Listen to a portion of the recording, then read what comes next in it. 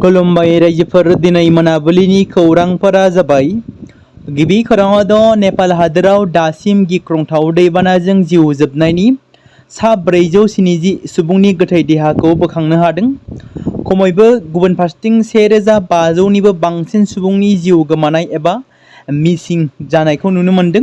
माखासे हादोरफोरनि टुरिस्टफोरनि जिउ गोमानाय जाथायफोरा सोराङाव फैदों।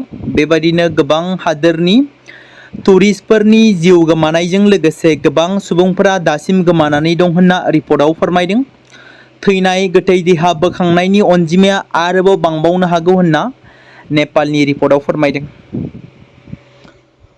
बोसोरफ्रोमबो एनडिबिनि मुंख्लं सान महरै फालिबोनाय बायदिनो फैगौ 14 सेप्तेम्बर खालाराव चिरां जिल्लायाव एनडिबिनि मुंख्लं सान फालिनो थाखाय थि खालामनाय जाबाय। बावैसो सान सिगाङाव एनडिबिनि माखासे बारग' सोद्रोमाफोरा सावरायनानै एनडिबिनि जानो गोनां मुंख्लं सान फालिथायखौ चिरां जिल्लायाव खुंगोन होनना बे समाव रोखायै मिथिनो मोननाय जादों। हरखाबै गुवाहाटीआव हान्था मेला मिथिसार फोसावदों। गुवाहाटी पुलिस खुंथाया जराबादाव गोबां दै लोमसावनायनि जाहोनाव हान्था मेलानि थाखाय गोबां जेंना सोमजिदों। 6 माइल आरो 10 माइल आरो जराबादाव गोबां दै लोमसावनायनि जाहोनाव हान्था मेला खालामनाङैनो बिथोन होदों। गुवाहाटीनिफ्राय ओंखारनाय गारि सालायगिरिफ्रा गुबुन राहा महरै नारेंगी लामाखौ बाहायनो हागोन आरो मिथिसार फोसावदों गुवाहाटी पुलिस कमिशनारआ। गोबां समफोरावनो रायजोआव जिनाहारि खालामनाय जाथायफोरखौ खोनानो मोनबाय थायो। बेबायदिनो फिन आरोबाव मोनसे इनायै हानजायारि जिनाहारि खालामनाय जाथाय। तिनिसुकियानि जागुनाव हानजायारि जिनाहारिनि जाथाय। सासे 18 बोसोर बैसोनि हिन्जावसाखौ हानजायारि जिनाहारि खालामदों। 4 लांसुनिया सेंग्राया अरुणाचलनिफ्राय आकाश तामा मुंनि सासेखौ खाबाय पुलिसआ। गुबुन 3 लांसुनिया दुथांफोरा जाथायखौ खालामखांनानै खारखोमानानै दं होनना मिथिनो मोन्दों। 3 दुथांफोरखौ आरोबाव नायबिजिरगोन आरो हमनो मोनोब्ला आयेन बादियै साजा होगोन होनना बे समाव मिथिनो मोन्दों। गोसो दं IITS फरायनो, सिमां दं सासे गोग्गो बिजोंनि फरायसा जानो, नाथाय सम आरो थासारिया खालामबाय लामानि बिबायारि। बे समाव नोंथांमोननि गेजेराव फोसावनो लादों सासे उन्दै हिन्जावसा गथ'नि जिउ जारिमिन। सुनिमा नार्जारी 14 बोसोर बैसोनि भैरबकुन्द उदालगुरि जिल्लानि नखराव साबा। बिमाया खामला हाजिरा मावो। बिनानाव 2, फंबाय सासे। दुखिया निखावरि सुनिमा नार्जारीया उन्दै बैसोआवनो गावनि फरायनायखौ दोनथ'नांगौ जाबाय। नखरा आलाय सिलाय, थानो थाखाय गैया मोनसे देरा, जिरायनो थाखाय गैया खरलबसे हा, गुबुननि न'आव सैनांगौ जायो। उन्दै हिन्जावसा सुनिमा नार्जारीया बैसोआ दायो फरायबाय थानाय, रंजानाय आरो गेलेनायनि सममोन, नाथाय नखर आरो बिमानि दुखु बजबना लानो थाखाय ओंखारबोनो गोनां जादों। गावनि फरायनायखौ दोनथ'नानै भैरबकुन्द टाउन साखाथियाव गंसे गलायाव दङ। फरायनो गोसो दं, नाथाय गुबुन फरायसाफ्रा गावनि गला सेरजों थांलाय फैलाय खालामब्ला गोसोआ गाबखाङो। बिटिसि सोरखार हाग्रामा महिलारिनिसिम आर'ज गाबहरदों गावनि फरायनाय आरो नखरखौ लानानै जाहाथे सुबिदा मोननो हायो। भैरबकुन्द टाउन साखाथियावनो सुनिमा नार्जारीया जेबो राहा गैयिनि थाखाय मैगं थाइगं फाननानै जिउ खुंनो गोनां जानानै फैदों।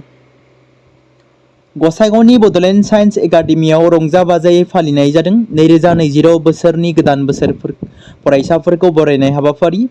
गोदान फरायसाफोरखौ बरायनायनि थांखिजों गसाइगाव महकुमानि सिङाव थानाय बड'लेण्ड साइन्स एकाडेमियाव गोदान फरायसाफोरखौ बरायनाय हाबाफारि खुंफुंनाय जादों।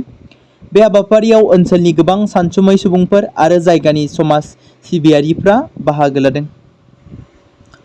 बर'आ फिन आरोबाव आलादा रायजोनि थाखाय सोमावसारफिनगोन। बर'आ फिन बड'लेण्डनि थाखाय सोमावसारगोन बाथ्राखौ बुंदों BAC एकर्ड खालामगिरि बारग' MP सानसुमा खुंगुर बैसोमुथियारिया। आलादा रायजो बड'लेण्ड नङाब्ला बर' हारिया इयुनाव थांना थानो गोब्राब जागोन। बर'नि मोनथाम गोरोबथा BAC एकर्ड, BTC एकर्ड आरो Btr एकर्डआ गोजोनथाव नङा। बर' हारिया बेजों थांना थानो हाया। बेफोर बाथ्राफोरखौ बुंदों सानसुमा खुंगुर बैसोमुथियारिया। बे बिथिंखौ नोजोर बोनानै नायोब्ला फैबाय थानाय समफोराव बर'आ आलादा रायजो बड'लेण्ड सोमावसारनायनि थाखाय बर'नि फिन हाथियार हमनानै सोमावसारनाया थासारिया फैफिनगोन नामा? आखायाव हाथियार लानानै सोरखारनि खाथियाव फिन आरोबाव हारिनि रैखाथिनि थाखाय आलादा रायजोनि थाखाय फिन जोनोम मोनगोन नामा गोदान आफाद? बेराफारसेथिं फिन आलादा रायजो बड'लेण्डनि थाखाय थाबैनो सोमावसारफिननायखौ जागायगोन होनना बुंदों सानसुमा खुंगुर बैसोमुतियारिया।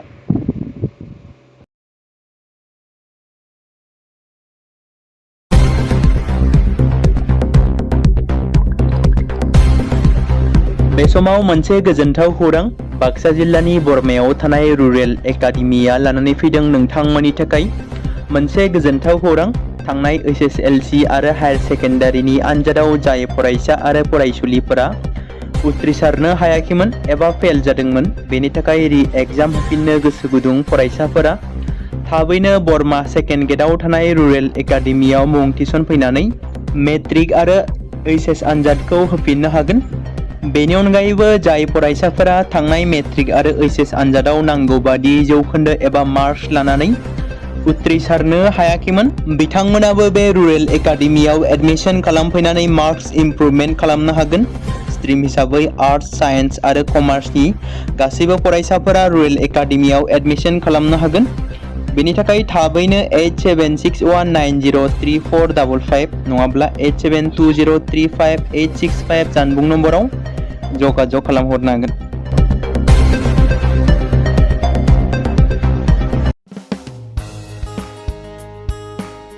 बे समाव मोनसे गोनां फोसावथाय बर' सावथुन नायनानै मोजां मोनग्रा गासै बर' रायजो राजाफोरनि गेजेराव लानानै फैदों मोनसे बर'नि OTT प्लेटफर्म गोनां, जाय प्लेटफर्मनि गेजेरजों नोंथांमोना बर'नि गोदान गोजाम सावथुनफोरखौ नुनो मोनगोन। थांनाय माखासे बोसोर सिगां बर'नि गेजेराव लानानै फैनाय निउबो एप बायदिनो फिन आरोबाव लानानै फैदों बर' रायजो राजाफोरनि थाखाय। बे बाथ्राखौ मख'नाया गोनांदि 2025 मायथाइनि जानुवारि दानाव ओंखारनाय आंगो स्ट्रिम मुंनि मोनसे OTT प्लेटफर्म गोनां निउबो एपनि गेजेरजों नोंथांमोना गोबांथार बर'नि सावथुनफोर जेरै ट्रेजेडि, रमान्टिक, एक्शन आरो कमेडिजों बुंफबनाय सावथुनफोरखौ नुनो मोनगोन। जेरै सनानि नखर, थांखि गैयै समाज, अनसुला आफा, हिर', बिमा बायदि बाजै, अर, थैसाम, वान्टेड, संदान आरो रं नाम्बार बायदि सावथुनफोरा मख'जाथाव। बेफोर सावथुनफोरखौ नायनो थाखाय नोंथांमोना गिबियावनो आंगो स्ट्रिम एपखौ गाव गावनि मबाइलाव थानाय प्ले स्ट'रनिफ्राय डाउनल'ड खालामनानै लोगोसे इनस्टल खालामनानै गावनि मबाइल नाम्बारजों लगइन खालामनानै लाग्रोनांगोन। बेनि उनाव नोंथांमोना गोबांथार नुनो मोनै सावथुनफोरखौ गुगोल पे, फन पे आरो पेटिएमजों रं नाम्बार सावथुनखौ नायनो थाखाय 60 रां आरो संदान सावथुनखौ नायनो थाखाय 80 रां, वान्टेड सावथुनखौ नायनो थाखाय 60 रां, थैसाम सावथुनखौ नायनो थाखाय 60 रां बेबायदिनो गोबांथार नुनो मोनै सावथुनफोरखौ नायनो थाखाय सुबिदा खालामनानै होदों आंगो स्ट्रिम प्लेटफर्मा। फिन नोंथांमोननि गेजेराव फोरमायबावनो लादों बर' सावथुन नायनानै मोजां मोनग्रा गासै बर' रायजो राजाफोरनि गेजेराव लानानै फैदों मोनसे बर'नि OTT प्लेटफर्म गोनां, जाय प्लेटफर्मनि गेजेरजों नोंथांमोना बर'नि नुनो मोनै सावथुनफोर जेराव गोदान गोजाम सावथुनफोरखौ नुनो मोनगोन। बे बाथ्राखौ मख'नाया गोनांदि 2025 मायथाइनि जानुवारि दानाव दिहुनजानाय आंगो स्ट्रिम मुंनि मोनसे OTT प्लेटफर्म गोनां एपनि गेजेरजों नोंथांमोना गोबांथार बर'नि ट्रेजेडि, रमान्टिक, एक्शन आरो कमेडिजों बुंफबनाय सावथुनफोरखौ नुनो मोनगोन। जेरै रं नाम्बार, संदान, वान्टेड, थैसाम, अर, बिमा बायदि बाजै, हिर', अनसुला आफा, थांखि गैयै समाज, सनानि नखर बायदि बायदि सावथुनफ्रा मख'जाथाव। बेफोर सावथुनफोरखौ नायनो थाखाय नोंथांमोना गिबियावनो आंगो स्ट्रिम एपखौ गाव गावनि मबाइलाव थाखानाय प्ले स्ट'रनिफ्राय इनस्टल खालामनानै गावनि मबाइल नाम्बारजों लगइन खालामखांनायनि उनाव नोंथांमोना गोबांथार नुनो मोनै सावथुनफोरखौ गुगोल पे, फन पे आरो पेटिएमजों रं नाम्बार सावथुनखौ नायनो थाखाय 60 रां, संदान सावथुनखौ नायनो थाखाय 80 रां, वान्टेड सावथुनखौ नायनो थाखाय 60 रां, थैसाम सावथुनखौ नायनो थाखाय 60 रां बेफोरबायदिनो अर सावथुनखौ नायनो थाखाय 60 रां पे खालामनांगोन। बेबायदिनो गोबांथार नुनो मोनै बर' सावथुनफोरखौ नायनो थाखाय सुबिदा खालामनानै होदों आंगो स्ट्रिम प्लेटफर्मा। बे समाव मोनसे गोनां फोसावथाय बर' सावथुन नायनानै मोजां मोनग्रा गासै बर' रायजो राजाफोरनि गेजेराव लानानै फैदों मोनसे बर'नि OTT प्लेटफर्म गोनां, जाय प्लेटफर्मनि गेजेरजों नोंथांमोना बर'नि गोदान गोजाम सावथुनफोरखौ नुनो मोनगोन। थांनाय माखासे बोसोर सिगां बर'नि गेजेराव लानानै फैनाय निउबो एप बायदिनो फिन आरोबाव लानानै फैदों बर' रायजो राजाफोरनि थाखाय। बे बाथ्राखौ मख'नाया गोनांदि 2025 मायथाइनि जानुवारि दानाव ओंखारनाय आंगो स्ट्रिम मुंनि मोनसे OTT प्लेटफर्म गोनां निउबो एपनि गेजेरजों नोंथांमोना गोबांथार बर'नि सावथुनफोर जेरै ट्रेजेडि, रमान्टिक, एक्शन आरो कमेडिजों बुंफबनाय सावथुनफोरखौ नुनो मोनगोन।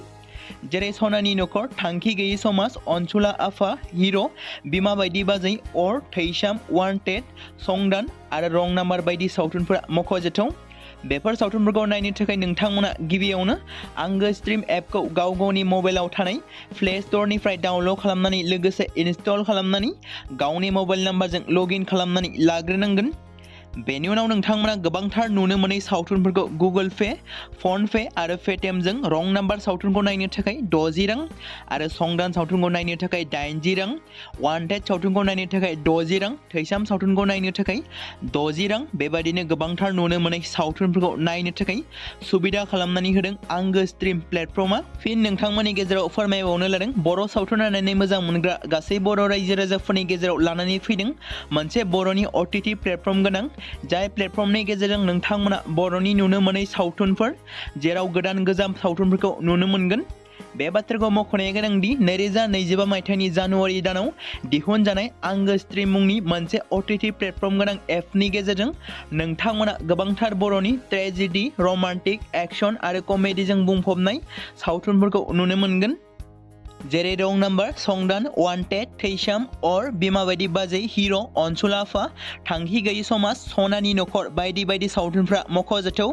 बेफोर सावथुनफोरखौ नायनो थाखाय नोंथांमोना गिबियावनो आंगो स्ट्रिम एपखौ गाव गावनि मबाइलाव थाखानाय प्ले स्ट'रनिफ्राय इनस्टल खालामनानै गावनि मबाइल नाम्बारजों लगइन खालामखांनायनि उनाव नोंथांमोना गोबांथार नुनो मोनै सावथुनफोरखौ गुगोल पे, फन पे आरो पेटिएमजों रं नाम्बार सावथुनखौ नायनो थाखाय 60 रां, संदान सावथुनखौ नायनो थाखाय 80 रां, वान्टेड सावथुनखौ नायनो थाखाय 60 रां, थैसाम सावथुनखौ नायनो थाखाय 60 रां बेफोरबायदिनो अर सावथुनखौ नायनो थाखाय 60 रां पे खालामनांगोन।